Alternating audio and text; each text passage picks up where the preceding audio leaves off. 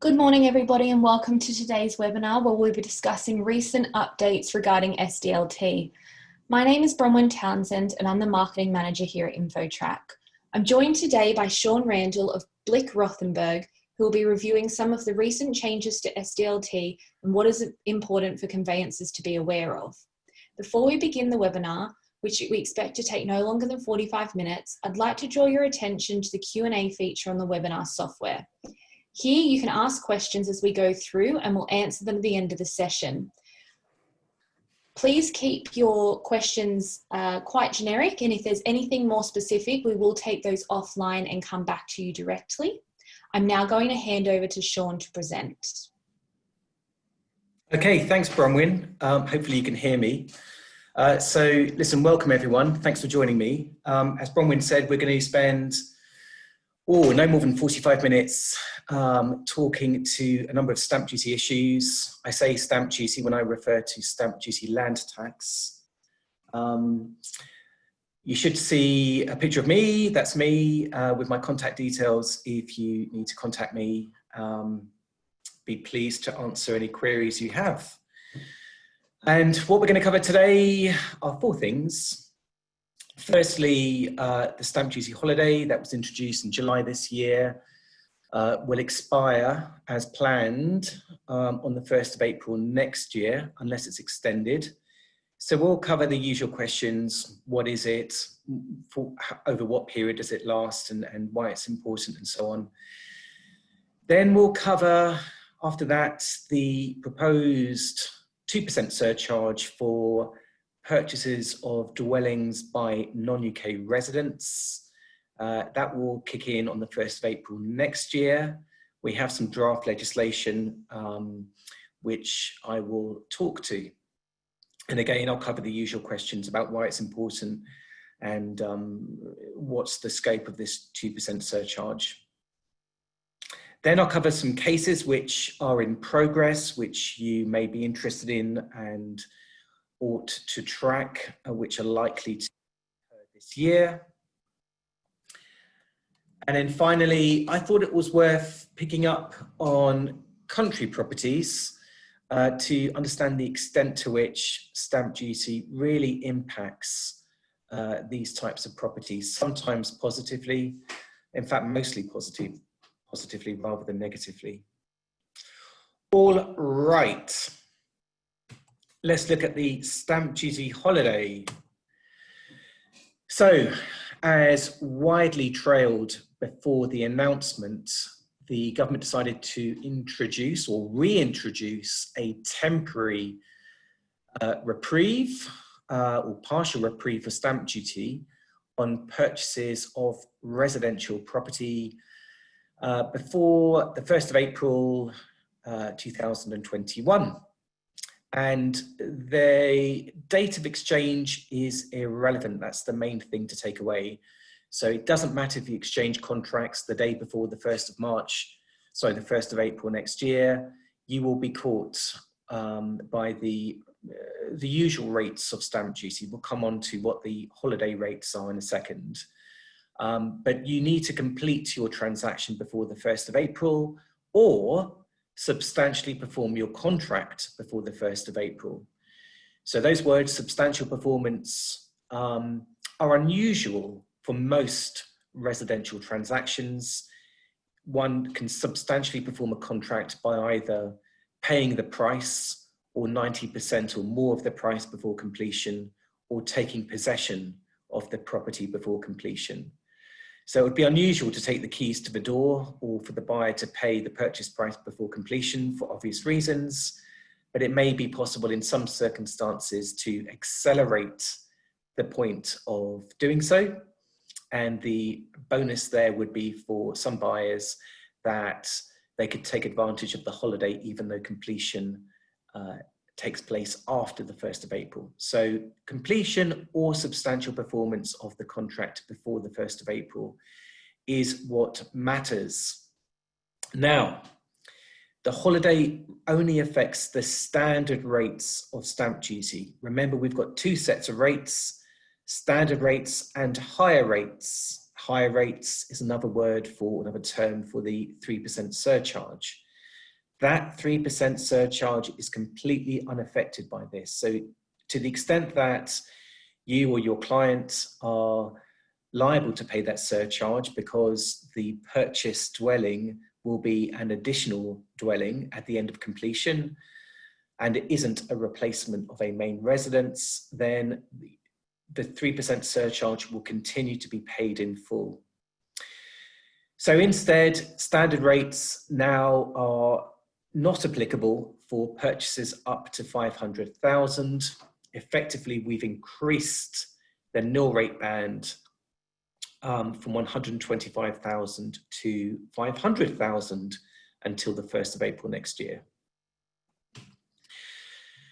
So this table illustrates what I've just said. So the rates and bands for 5%, 10% and 12% are completely unaffected. So the first rate and band is what is affected by the stamp duty holiday. So all the consideration up to 500,000 is now chargeable at 0%. And all the consideration above 500,000 up to 925 is taxed at 5%. And then the usual slices continue.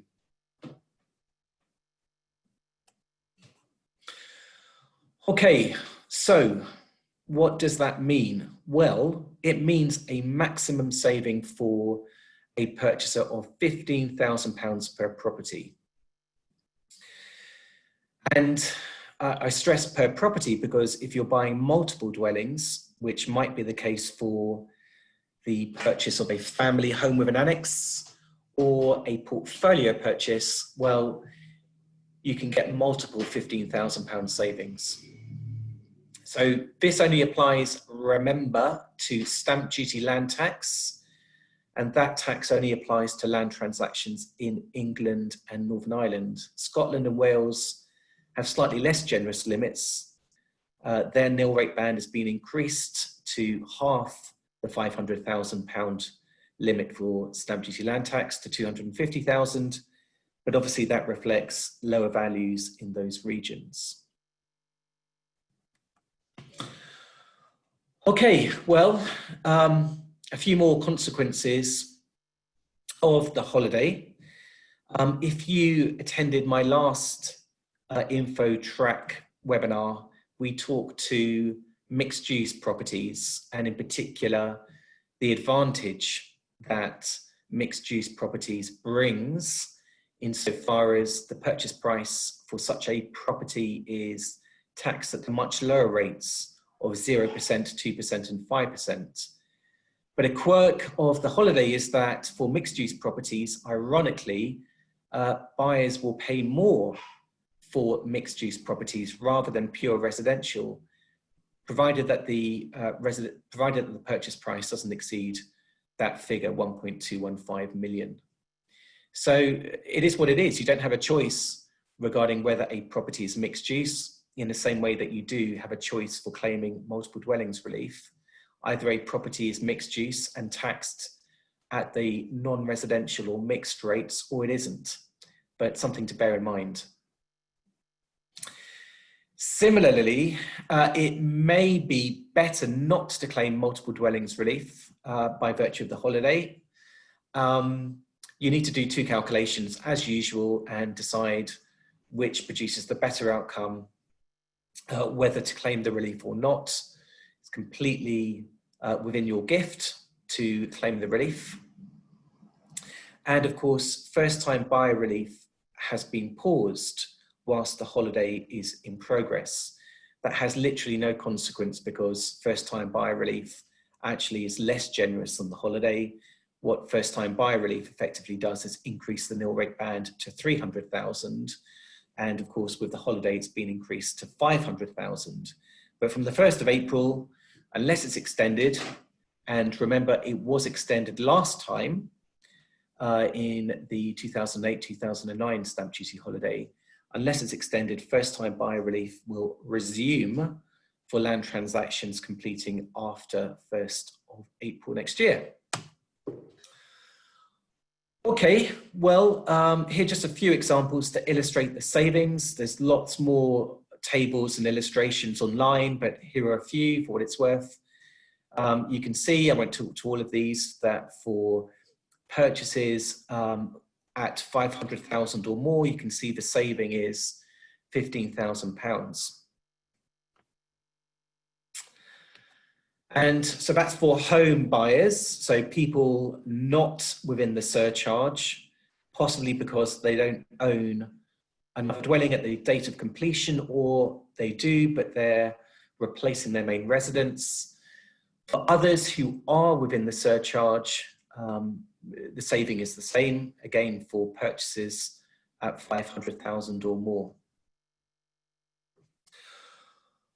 Okay, so a few things to perhaps consider, none of which is particularly surprising. I've just been joined by my dog. I had to shoo him away, I'm sorry. So remember that, of course, this is primarily a benefit to purchases. Of course it is, that's what it's designed to do. But there are other types of slightly unusual stamp duty land tax transactions that obviously attract the tax, that people may wish to consider doing now whilst the holiday is in progress to save tax. And that might mean, for example, transferring part of the equity between unmarried couples or married couples, or those in a civil partnership, so equity transfers, collective enfranchisement, so the right exercised by flat owners to collectively acquire the freehold.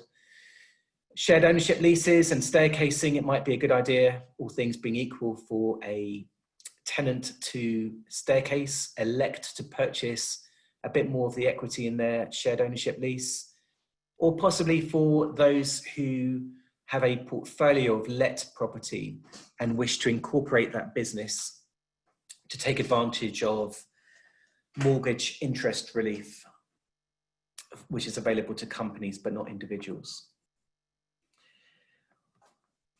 Okay, hopefully that was useful on the holiday. Please do ask any questions on that as we go on, and I'll pick those up at the end. But let's move on to taxing non-UK residents. So, in summary, as I mentioned before, from the 1st of April next year, and remember that coincides with the end of the stamp duty holiday, we'll have a 2% surcharge in addition to the existing 3% surcharge. And this will apply to those purchasers buying dwellings in England and Northern Ireland only, who are deemed to be non-resident, non-UK residents for the purpose of the surcharge.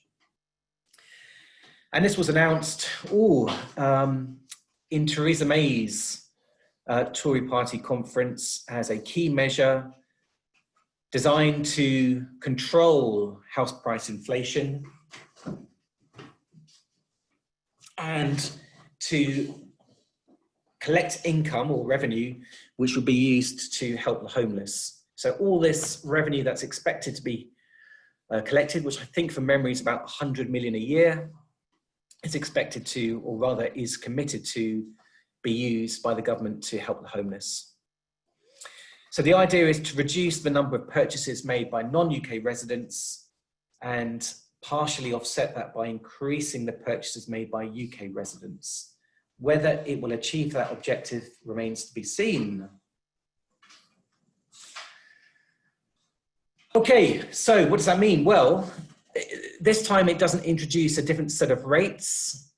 Instead, it's a flat 2% on top of the tax already payable for a particular transaction. But if you wish to look at it as a new set of rates, which I think might be helpful, you can see the effects. So for domestic home buyers, by domestic I mean UK resident home buyers, their stamp duty will increase, or rather will stay the same at 0% to 12% with the existing standard rates. For buy-to-let investors, purchasers of second homes, in other words, UK residents which are within the surcharge, again, the rates won't change because they're UK residents, still 3% to 15%. However, when we move on to the non-UK residents, buying their home or buying a buy-to-let property, you'll see there's a 2% increase on the relevant rates. And the top rate going forwards, of course, for non-UK residents within the surcharge for additional homes will be 17%. Where individuals use a company to make a purchase and the individual will occupy, or a member of their family will occupy the flat, that's deemed to be an envelope. The company is acting as an envelope for the property. And we have an existing flat super rate or anti-enveloping rate of 15%. But for non-UK incorporated companies and UK incorporated companies that are controlled by non-UK residents will have a flat 17% rate. But none of the 2% surcharge affects the non-residential or mixed rates. They will continue as before between 0% and 5%. So if you think it's complicated now with the number of different rates, wait for the 1st of April next year. So just to kind of put this into context, we're not the only regime that will have an additional surcharge payable on a transfer tax or stamp duty. You'll see many jurisdictions, particularly Commonwealth jurisdictions, have these, and ours ranks very low compared to that in Singapore or Vancouver, for example, at 20%.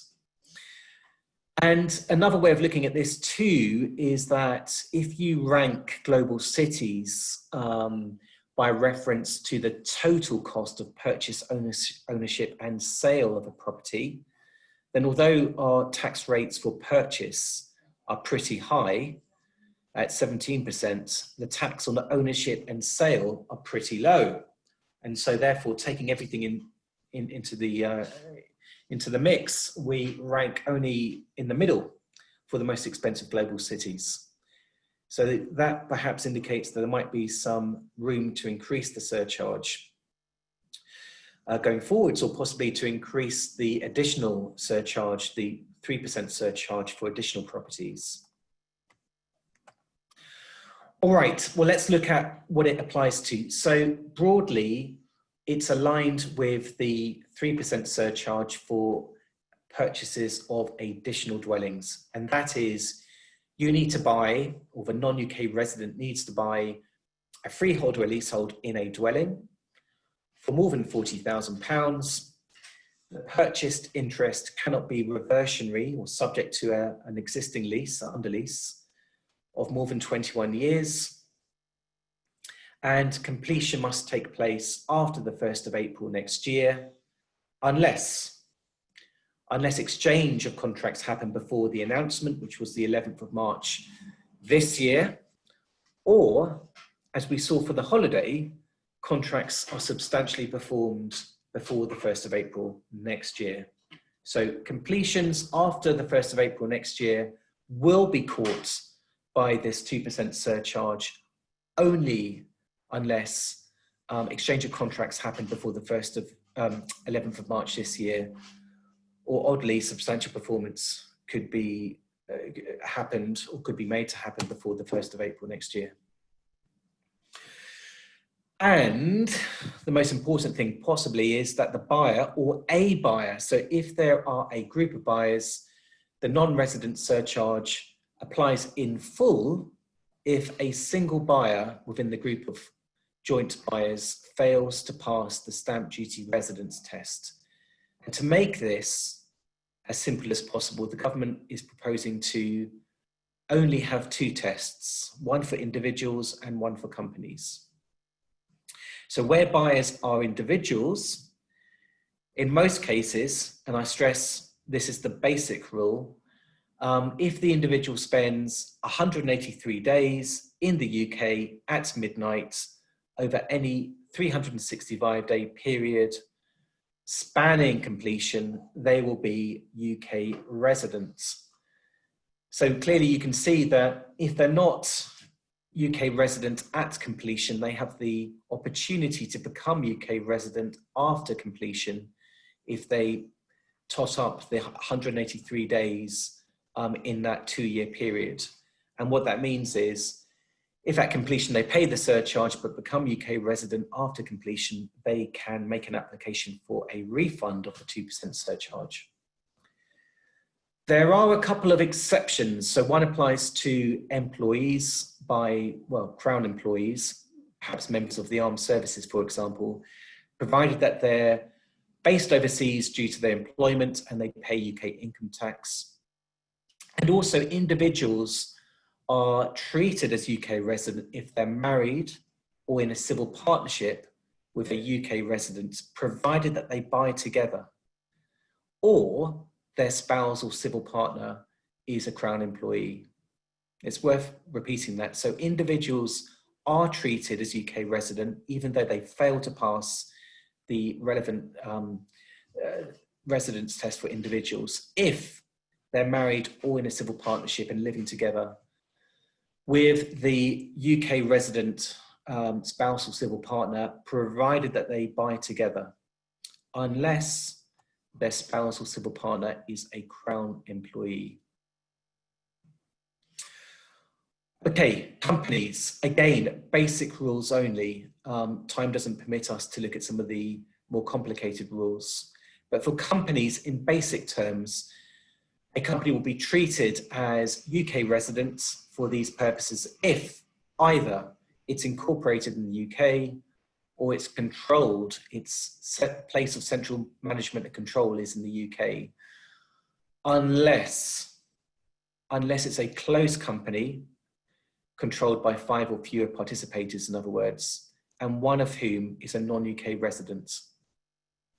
So at present, we have some complicated rules which potentially treat UK companies, UK incorporated companies, as non-UK residents where they are close companies and controlled directly or indirectly by non-UK residents. Trusts and partnerships don't have any special rules as such, and instead the incidence of the surcharge for purchases made by trustees and partnerships will be determined by whether the trustees and the partners, whether they're companies or individuals, pass the relevant statutory residence test. I shouldn't say statutory residence test, stamp duty residence test. Okay, at the moment there are no exemptions for companies. However, there are some limited exemptions for some types of collective fund vehicles like REITs and co-ownership authorised contractual schemes. So for most companies who are not such qualifying collectives, they need to fall back on the flexibilities which are currently in the system. And they refer to purchases of 6 or more dwellings in a single transaction. They're treated as non-residential, so outside the 2% surcharge, or purchases of mixed property, some residential, some non-residential, or a mixed-use single property that also is taxed at the non-residential rates and therefore outside the 2% surcharge. And of course, companies can continue to benefit from multiple dwellings relief in the same way that individuals can, subject to the relief being calculated in accordance with the 2% surcharge. So some flexibilities remain, particularly the mixed use rule and the 6 or more rule, but obviously this is going to make purchases of fewer than 6 dwellings in a single transaction potentially more expensive for non-UK resident companies. Okay, some takeaways perhaps I thought might be useful to look at. So obviously, as with any proposed tax increase, there's likely to be an acceleration of transactions in the run-up. We already have that acceleration with the stamp duty holiday, but for prime central London in particular, which is possibly the sector most closely affected by this, I expect to see some kind of rush, perhaps at the start of next year. The draft legislation is very complex, and I've put very in bold because it really is. I can't exaggerate how complicated it is at the moment. And now work is going on to try to persuade HMRC and the Treasury to make this simpler and easier to understand and easier to enforce, particularly for companies. And we'll watch that space and see what happens when possibly at the autumn budget when the draft finance bill is released. I've mentioned the all or nothing or hard-edged effect for joint purchases. And that really can be seen perhaps most keenly with collective enfranchisement transactions. So where a flat owner is a non-resident company that's controlled by the occupants, not too uncommon for London transactions, there's a possibility that will infect the whole transaction and the purchase price payable by all the flat owners participating would be taxed with the 2% surcharge, potentially engaging a 17% flat rate. In circumstances where if it wasn't for that one contaminating flat owner, then the rate would be much, much lower. Flips, well, non-residents buying UK property regularly buy off plan, perhaps driven by an off-plan discount, perhaps driven by an additional bulk purchase discount. And many people in those circumstances sell on the contract before completion, in other words, flipping the property, and they will continue to be unaffected by this. So to that extent, if that is the type of activity which is being targeted, well, it's not going to be affected by this rate increase because in those circumstances, the non-residents will not be taxed at all under existing rules. And finally, another point which goes to complexity, but shouldn't be understated, which is we have different tests or will have different tests for income tax and stamp duty.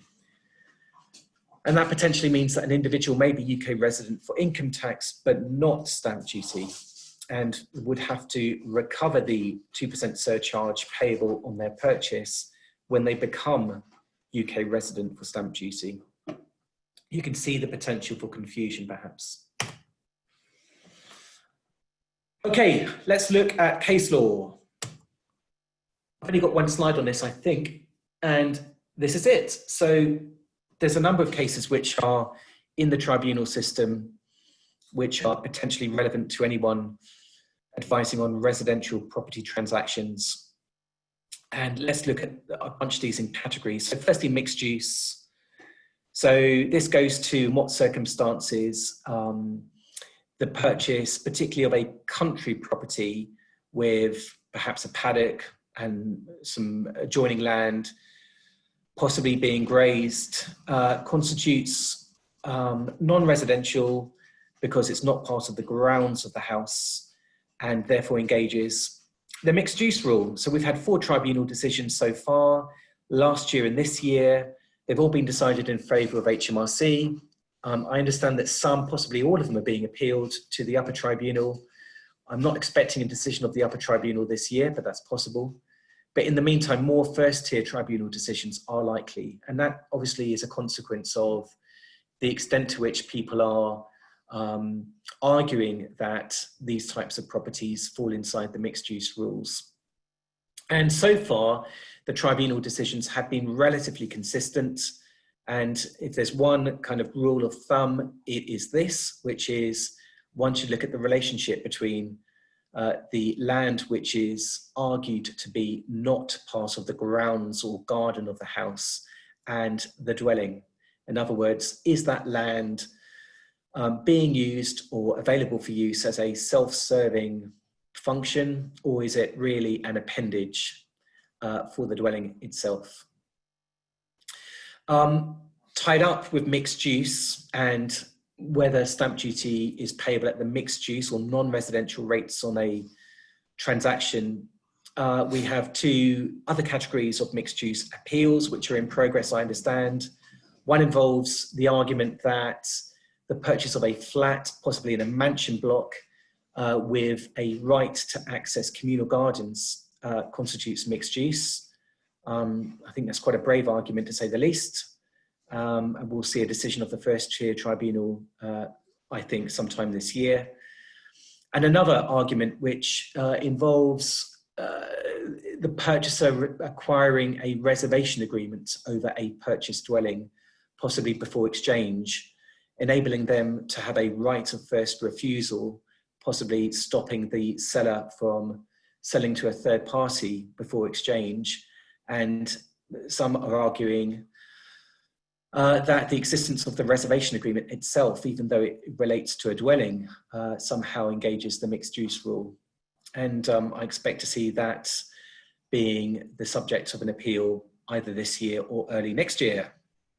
So that's mixed use, bit of activity on that as is logical, really, given the really wide difference between rates between residential and non-residential. On annexes, which are relevant to the availability of multiple dwellings relief, we've had 2 tribunal decisions recently. Both were found in favour of HMRC. One, possibly both, I think, are being appealed to the upper tribunal.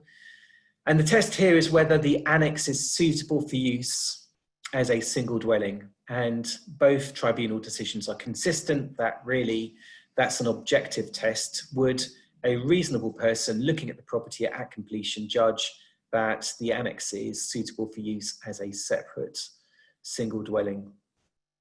More cases, I think, also likely, given the extent to which there are differences in facts and some uncertainty regarding what those words suitable for use actually mean.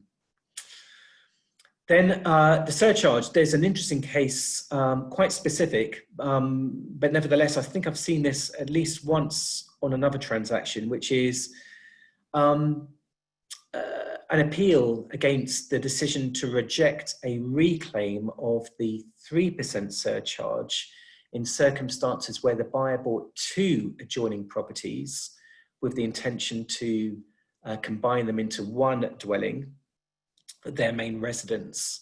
And because they were buying 2 and the exception from the surcharge for subsidiary dwellings wasn't met or didn't apply, they paid the surcharge on both dwellings.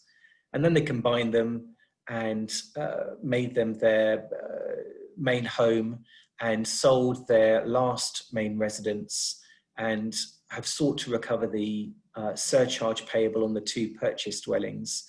And the revenue have said, no, strictly the rules for a reclaim are not met because neither property is individually the buyer's main home. Collectively they are, but not individually. And that seems a pretty harsh result for the appellant, and we'll see what sympathy, if any, the tribunal has at some point this year when that's heard. Finally, again on multiple dwellings relief, this time an appeal on the availability of the relief in circumstances where bare land is bought or an existing perhaps office building is bought with planning permission or permitted development rights to convert the building or develop the land into residential use. But importantly, in this case, the construction works didn't start before completion. Instead, the argument is that the relief was able to be accessed and rightly claimed by the appellant because the land was to be developed into residential accommodation.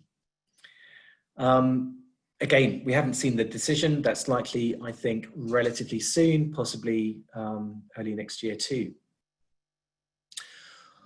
Okay, let's close off perhaps for 5 or 10 minutes on country properties. And, you know, before we look at what this means, let's go back to, you know, the decisions of the 4 tribunal cases I mentioned just a second ago. And this repeats, well, I think it's important to repeat something that I said last time for a webinar at InfoTrack. which looked at this in a bit more detail. And so these are the kind of principles which the 4 cases have found so far. Starting in the top left-hand corner, grounds is given its wide dictionary meaning as land which is surrounding a house or adjoining a house which is occupied by or available to the owner of the house to use. So it doesn't have to be used. And this goes, we go around in a clockwise direction. We can see that it doesn't have to be physically used by the owner of the house for particular purposes, such as ornamental purposes or recreational purposes. It could be unused and completely overgrown, but the fact that it's available for use suggests that it's part of the grounds of the house. The other point, moving on to evidence, is that the buyer will be on the back foot in proving to the revenue and the court satisfaction that land next to a house, adjoining a house, surrounding a house isn't part of the grounds. Effectively, they'll have the burden of proof and they'll need to rely on pretty good evidence, I think, to discharge that burden of proof. So where the land is used for a type of commercial purpose, well, that commercial purpose or commercial use really must be done on a proper basis rather than some kind of informal or friendly basis with a neighbour, for example. The courts have also looked at the description of the purchased property and the marketing particulars, so that's also relevant, they say. Moving on to physical, well, the test isn't whether land is required for the reasonable enjoyment of the house, like the test for principal private residence relief for capital gains tax. However, the tribunal has said that land which is disproportionately large in size relative to the house may suggest that it's not part of the grounds. But if nothing else, as I mentioned before, possibly the last point under function really is the key test, I think, so far at least, which is look at the building. Is it a dwelling? And if so, look at the use or function of the land. Does it support the dwelling? In other words, look at the relationship between the land and the dwelling. Does it serve the dwelling? Does it subsist for the dwelling? Or does it have some kind of self-standing function?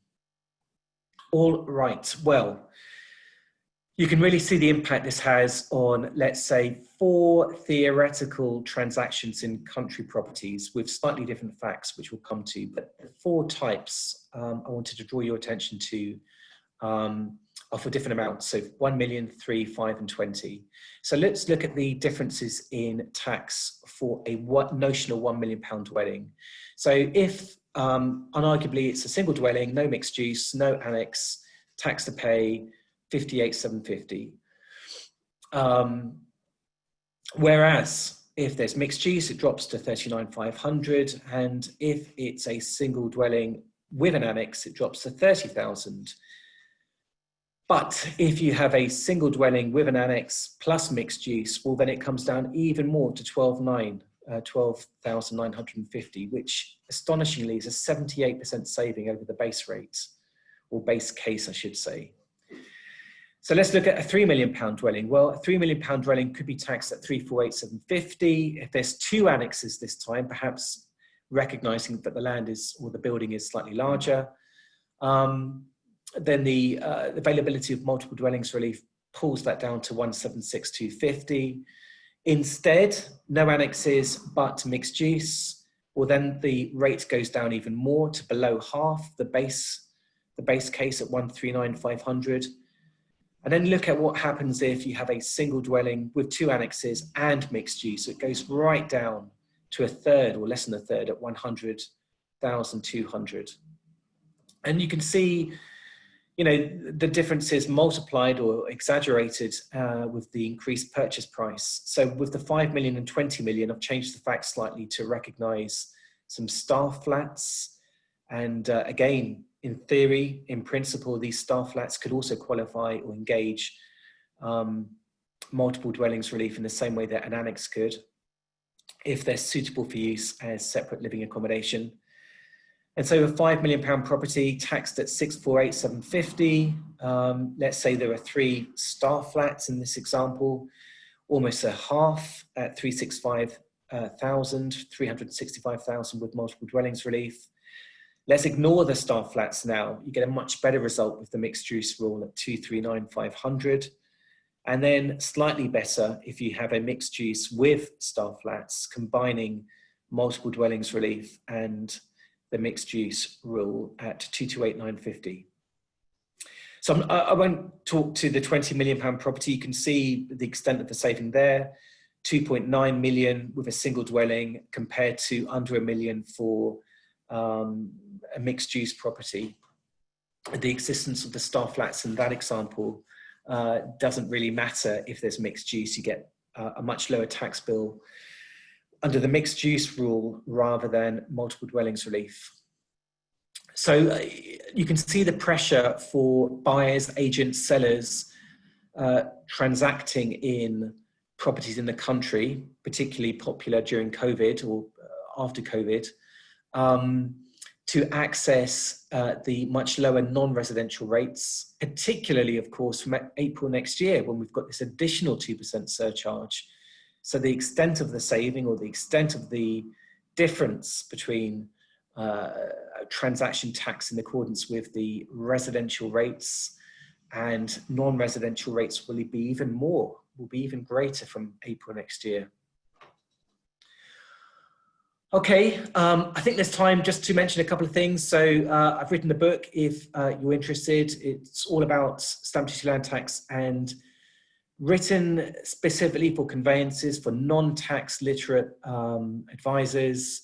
Had a very nice quote from someone that I put on there, which I can't believe is true. I wasn't sure whether he meant best stamp duty land tax book, which obviously is a very small sample, but he said best book, which is going some.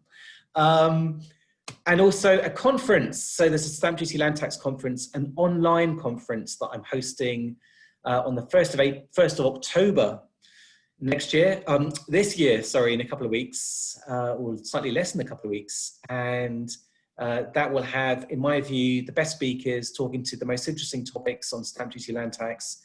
If you found anything at all that I said in the last 40 minutes interesting, then I guarantee that you will find that conference, which is an all-day conference online, relevant and interesting too.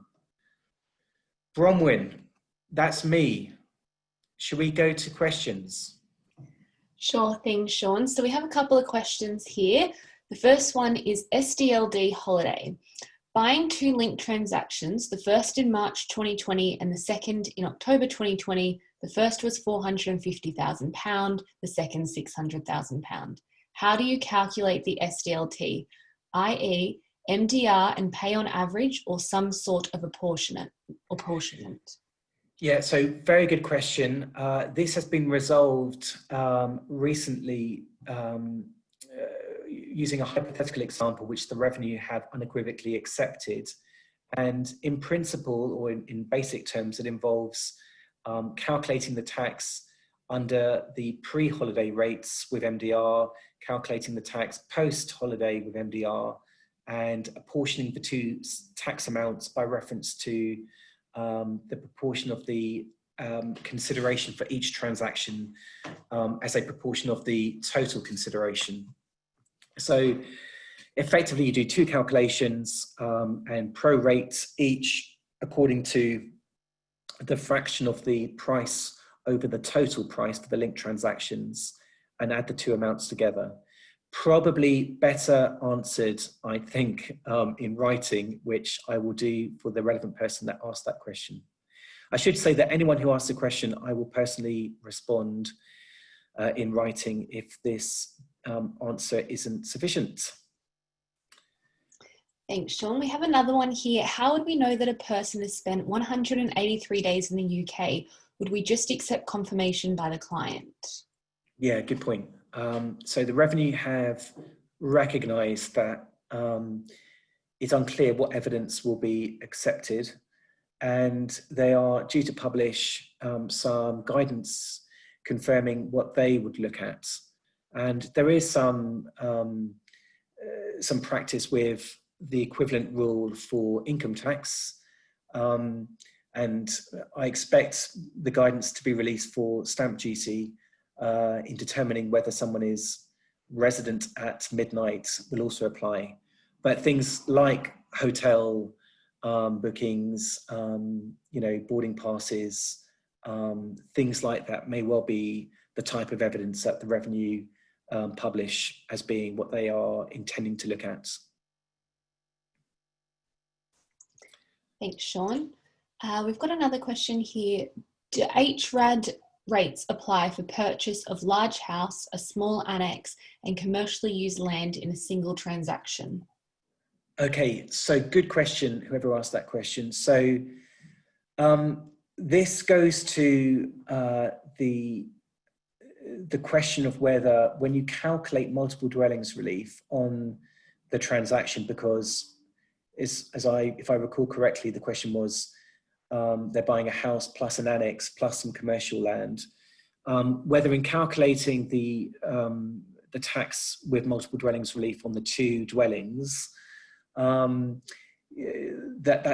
tax calculation must be done with the surcharge rates or HRAD. So standard rates or the surcharge rates. HRAD is another term to describe surcharge or higher rates, the higher rates for additional dwellings.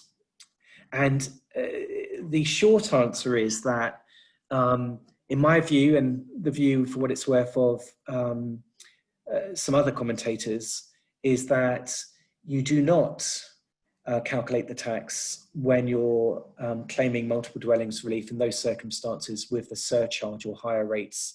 Instead, you fall back on the standard rates only, by virtue of the fact that part of the purchased property includes non-residential property.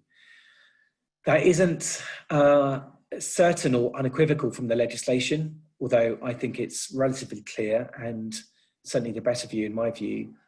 But we're waiting also for the revenue to confirm their position.